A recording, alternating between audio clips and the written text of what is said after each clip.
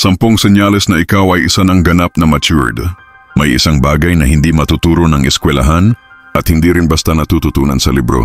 Ito ang pagiging tunay na matured. Maraming tao ang tumatanda pero kakaunti lang ang nagiging totoo. May mga may edad na pero parang bata pa rin ang galawan. Konting kritisismo, nagagalit. Konting problema, nagrereklamo. Konting away, gusto ng gulo. Kung ikaw ay isa sa kanila, tandaan mo ito. Hindi sukatan ng maturity ang edad kundi ang mindset. Ngayon, ilalabas ko ang 10 senyales na ikaw ay hindi na basta ordinaryong tao lang, kundi isa ka ng ganap na matured na nilalang. Kung meron ka nito, saludo ako sa'yo. Kung wala pa, makinig kang mabuti. Dahil ito ang magtataas ng antas mo sa laro ng buhay. Simulan na natin. 10 senyales na ikaw ay isa ng ganap na matured. Una, hindi ka na padalos-dalos magdesisyon. Kapag matured ka na, alam mo na ang bigat ng bawat hakbang. Hindi ka na basta nagpapadala sa emosyon. Pinag-iisipan mo ang bawat galaw mo dahil alam mong may consequence ang lahat. Halimbawa, may taong nagsabi ng masakit sa'yo. Dati, baka sinapak mo na siya. Pero ngayon, tatahimik ka lang. Kasi alam mong hindi mo kailangang ibaba ang sarili mo. At wala ka naman mapapala kung papatulan mo. Pangalawa, marunong ka nang tumanggap ng pagkatalo. Hindi ka na natatakot sa salitang talunan. Dahil alam mong ang pagkatalo ay parte ng laro ng buhay. Ginagamit mo ito bilang aral, hindi bilang kahihiyan. Halimbawa, hindi ka natanggap sa trabaho, hindi mo sinisisi ang mundo. Pinapalakas mo ang sarili mo para sa susunod na laban. Pangatlo, hindi ka na nang hihingi ng validation. Ang matured na tao, hindi naghahanap ng approval mula sa iba. Hindi na mahalaga sa iyo ang likes, comments o papuri. Dahil alam mo na ang tunay na halaga mo ay hindi nakabase sa opinyon ng iba. Halimbawa, dati post ka ng post para may mag-like. Ngayon, tahimik ka lang pero mas umaangat ka. Pangapat, marunong kang makinig bago magsalita. Ang immature, puro daldal.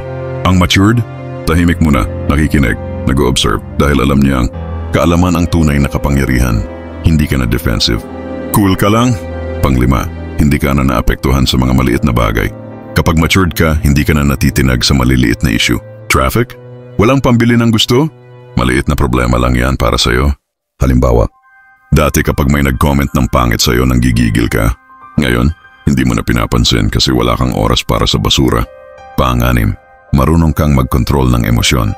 Ang emosyon ay parang apoy. Kapag hinayaan mong lamunin ka nito, masusunog ka. Pero kapag natutunan mong kontrolin ito, ikaw ang magiging apoy na magbibigay ng liwanag sa iba. Halimbawa, hindi ka na nagwawala. Tatawa ka na lang tapos move on. Pang-pito, hindi ka na nagsasayang ng oras sa walang kwenta. Kapag matured ka, alam mo na mahalaga ang oras. Imbes na puro ML or tambay, inuuna mo ang mga bagay na magdadala sa iyo sa goal mo. Halimbawa, dati puyat ka dahil sa laro. Ngayon puyat ka dahil nag-aaral ka ng bagong skill para sa negosyo. Pang-walo, alam mo na hindi mo kayang kontrolin lahat. Matured ka na kapag natutunan mong bitawan ang mga bagay na hindi mo hawak. Hindi ka na nagpupumilit sa mga tao o sitwasyon na wala sa kamay mo. Halimbawa, kung ayaw na sa'yo ng isang tao, hindi mo na ipinipilit dahil alam mong may mas nababagay para sa'yo. Pansyam, hindi ka na natatakot mag-solo. Dati takot kang mag-isa.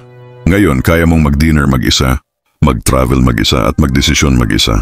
Dahil alam mong hindi sukatan ng saya ang dami ng kasama mo, kundi ang kapayapaan ng isip mo.